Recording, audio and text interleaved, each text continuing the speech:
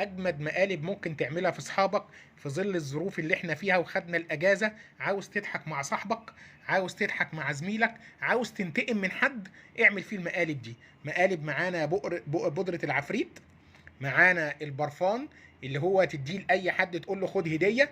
طبعا هيجي يشم الهديه دي برفان، طبعا اول لما يجي يشم اجري من قدامه عشان البرفان ده ريحته وحش، ريحته وحشه حرفيا.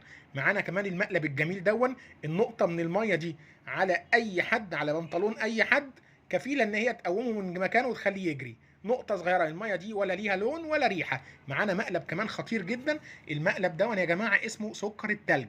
لو انت قاعد في كافيه، لو انت قاعد حد بيشرب شاي قصادك، فضي محتويات الكيس ده بس في الكوباية بتاعت الشاي، في ظرف 5 ثواني يجي يرفع كوباية الشاي على بقه بتتجمد، مش هتنزل من الشاي، مش هتنزل من الكوباية.